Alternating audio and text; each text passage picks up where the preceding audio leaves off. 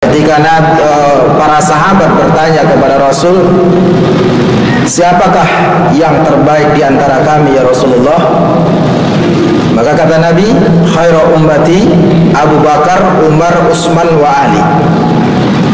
Sebaik-baik di antara umatku itu ialah Abu Bakar, Umar, Utsman dan Ali. Ternyata ketika kita cermati bahwa sahabat-sahabat Nabi ini punya amalan-amalan prioritas, maka Bapak Ibu kalau kita lihat bagaimana Khalifah Abu Bakar Siddiq yang kita ketahui dalam Tarikhul Khulafa, begitu juga yang kita baca dalam Sirah Nabawiyah, bahwa Abu Bakar Siddiq adalah orang yang kaya raya. Di samping beliau adalah orang yang kaya raya, dermawan, dan juga beliau adalah seorang khalifah, seorang amir ketika itu, Amirul Mukminin, dan juga dia adalah seorang yang abid. Abid dalam artian ahli ibadah. Maka tiga ini kalau kita cermati dari 4 khalifah yang dikatakan dengan sebaik-baik umatku, kata Nabi, itu adalah pertama, dia mempunyai amalan prioritas adalah kuatun mal, kekuatan harta. Bahkan di dalam ajaran agama kita disebutkan salah satu jihad itu adalah jihad dalam menjaga harta. Maka kalau kita lihat sahabat Rasul yang 4 ini kuat dalam harta. Walaupun memang Ali bin Abi Thalib tidak sekaya Abu Bakar, tidak sekaya Utsman. Utsman bin Affan adalah seorang pedagang yang kaya raya. Maka kalau kita lihat amalan prioritas dari sahabat-sahabat Nabi ini adalah orang yang kuat dari hartanya, kemudian ia belanjakan di jalan Allah. Maka inilah yang Allah firmankan dalam Al-Quran di surah As-Saff. Ya ayyuhalladzina amanu hal adullukum ala tijaratin tunjikum min adzabin alim tu'minuna billah wa rasulih wa tujahiduna fi sabilillah bi amwalikum wa anfusikum. Maka ini dipraktekkan oleh sahabat-sahabat Nabi. Jadi kuat dalam segi harta, dan hartanya itu sebagai bukti keimanannya kepada Allah. Iya, bukan hanya harta Bapak Ibu ya. Kalau para sahabat itu berkorban bukan hanya harta. Apa yang ia korbankan? Nyawanya sekalipun ia rela korbankan untuk li'ila kalimatillah, menegakkan kalimat Allah. Nah hari ini Bapak Ibu kita tidak berperang. Negara kita Indonesia negara yang aman, nyaman, beribadah kita tidak ada yang ganggu. Tinggal lagi kita yang harus sungguh-sungguh dalam ibadah. Kita yang harus berusaha melawan bisikan-bisikan syaitan. Karena kata Nabi, ketika para sahabat itu datang bertolak dari sebuah peperangan, kata Nabi, raja'ta min jihadis shagir ila jihadil kabir. Kita berpulang dari sebuah perang yang kecil menuju perang yang besar. Sahabat heran, bahwa ya Rasulullah, kita di saat perang Uhud ini tentara muslim paling banyak korban. Apakah masih ada perang besar lagi ya Rasul? Ada. Jihadun nafs, kata Nabi, jihad melawan hawa nafsu. Nah apa Bapak Ibu maknanya? Kita hari ini memang tidak perang, kita memang tidak ada yang mengganggu kita beribadah, tetapi lawan kita sering diri kita sendiri. Betapa banyak bisikan-bisikan yang datang ke dalam hati kita, antara bisikan syaitan dengan bisikan malaikat. Maka di sini kita bertempur. Apakah bisikan malaikat yang akan kita laksanakan, ataukah bisikan syaitan? Sama dengan Bapak Ibu sebagai yang berprofesi pedagang di Tanah Abang ini ya. Kalau pedagang yang jujur, ia yakin bahwa dia adalah umat yang menghidupkan sunnah Nabi. Karena Nabi itu adalah pedagang yang jujur, pedagang yang amanah. maka dia bukan semata-mata hanya untuk mendapatkan untung, tapi nilai kejujuran yang ia tanamkan dalam setiap praktek jual beli yang ia lakukan, ia yakin bahwa itu adalah ia percayakan kepada Allah. Adapun keuntungan yang ia dapatkan, tentunya itu adalah karena rezeki dari Allah Subhanahu wa taala. Kalau hanya materi yang kita harapkan Bapak Ibu terlalu kecil, berapalah yang bisa kita makan, berapalah yang bisa kita nikmati dalam hidup ini. Sedangkan ridho Allah ketika menjadi pedagang yang jujur, ketika menjadi pedagang yang amanah, ridho Allah kepada hamba tersebut. Maka kalau Allah ridho kepada seseorang hamba, janji Allah di surah At-Talaq, surah At-Talaq ayat 2 sampai 3. A'udzu billahi minasyaitonir rajim. Wa may yattaqillaha yaj'al lahu makhraja wa yarzuqhu min haitsu la yahtasib. Wa may yatawakkal 'ala Allah fa huwa hasbuh, innallaha balighu amri. Qad ja'alallahu likulli shay'in qadra. Ini janji Allah kepada orang yang sungguh-sungguh, orang yang betul-betul mengharapkan ridho Allah Subhanahu wa taala. Maka yang berikutnya adalah amalan prioritas selain dia itu adalah seorang amir, pemimpin, kemudian dia adalah orang yang kuat secara ekonomi, kuatun mal, dan juga dia adalah orang yang ahli ibadah. Para sahabat itu Bapak Ibu, ibadahnya luar biasa. Baik solatnya, baik pengorbanannya untuk berjihad. Abdurrahman bin Auf ketika ada genderang perang, sahabat diminta untuk menyumbangkan hartanya. Yang terdepan adalah Abu Bakar Siddiq. Habis hartanya Bapak Ibu digunakan untuk membela agama Allah. Utsman bin Affan dalam riwayat disebutkan selalu berlomba-lomba Pak untuk berinfak di jalan Allah. Tapi kata Nabi apa? Wahai Utsman, kamu sudah didahului oleh Abu Bakar. Kenapa? Ternyata Abu Bakar itu Pak, tidak ada sedikit pun di hatinya untuk hartanya dia ini kan, dia tidak sedikit pun takut habis hartanya, bahkan dihabiskan untuk Islam. Maka 3 amalan prioritas ini Bapak Ibu, mungkin kita bukanlah seorang amir seperti Abu Bakar, seperti Umar, Utsman dan Ali ya, tapi setidaknya kita bisa berusaha. Maka ada kalimat yang kata-kata bijak yang saya yakin Bapak Ibu sering mendengarkan ini.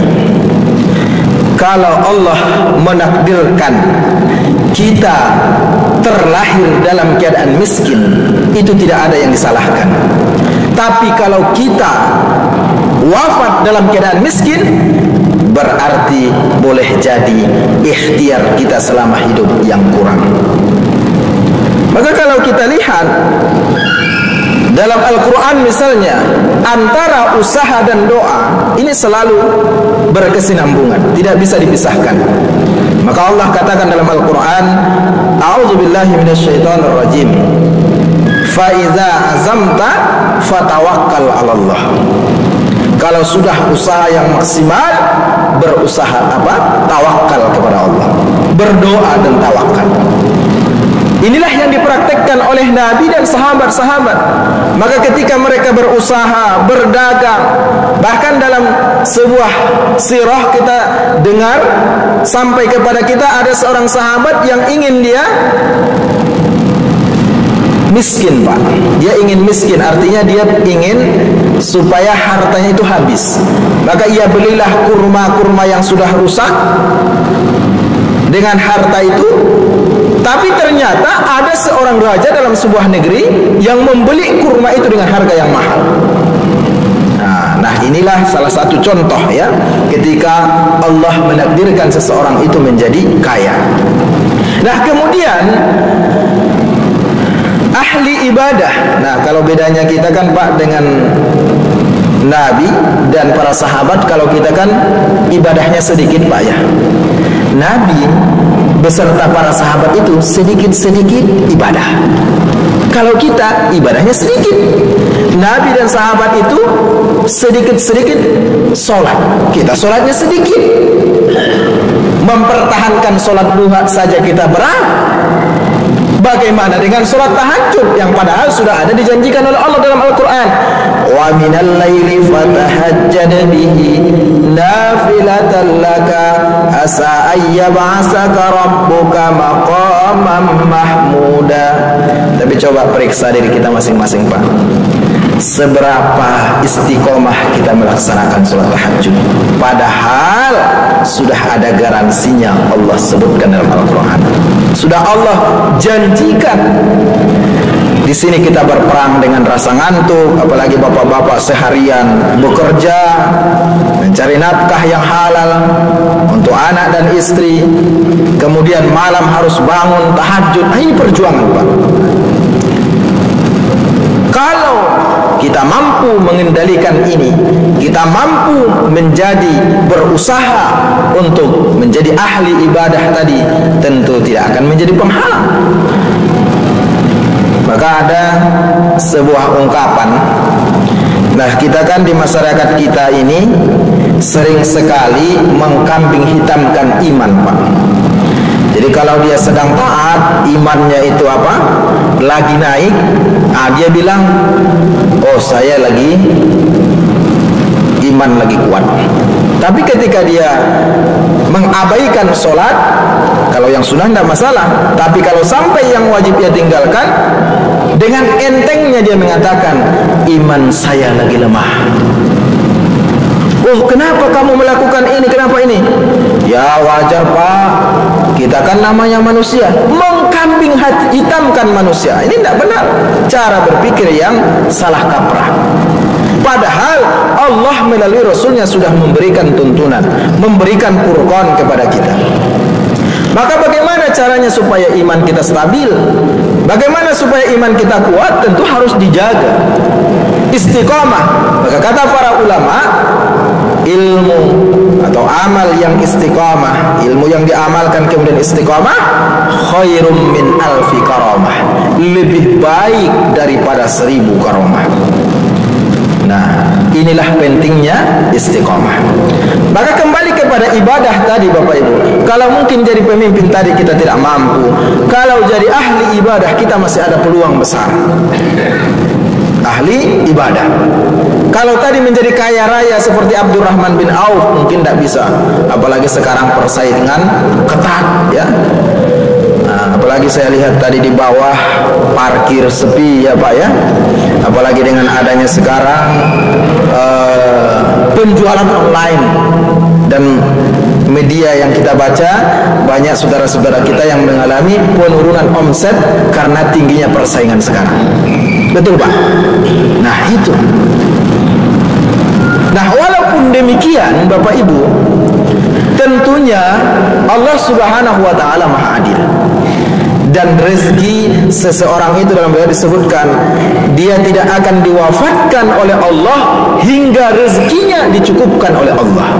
Maka yakinlah Bapak Ibu, kalau rezeki Bapak Ibu tidak akan kemana. Selagi usia kita masih ada, berarti rezeki kita masih ada. Kalau sudah kita di innalillah, berarti rezeki kita sudah habis. Maka mungkin kita tidak bisa seperti dermawannya Abdurrahman bin Auf, kita tidak bisa sedermawannya Abu Bakar Siddiq, tapi kita bisa berupaya untuk berusaha bisa menjadi orang yang dermawan, menyisihkan wa mimma razaqnahum yunfikun. Kita tidak mampu, Pak, berinfak 100 ekor unta. Sekarang, Pak, kalau 100 ekor unta itu harga unta Arab Saudi 800 sampai 1 miliar, Pak. Kalikan 100, berapa itu? Masya Allah. Maka sahabat-sahabat Nabi itu orang kaya raya, pedagang-pedagang sukses. Khadijah itu adalah branding number wahid ketika itu.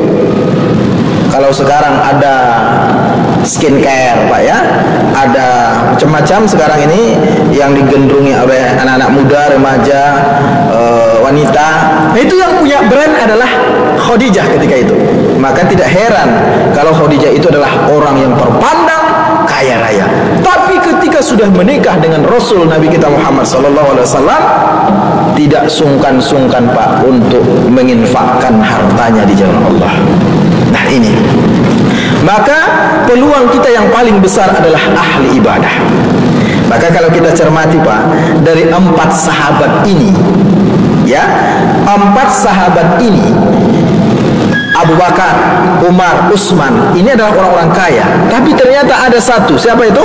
Ali bin Abi Thalib memang tidak sekaya sahabat yang 4, tapi dia dijuluki dengan Babul Ilmi, pintu jendelanya ilmu, Miftahul Ilmi, kunci ilmu. Kenapa? Karena di antara sahabat-sahabat Nabi yang termuda menulis wahyu yang Allah turunkan, selain Sa'id bin Sabit, Sa'id bin Harisah, juga ada Ali bin Abi Thalib.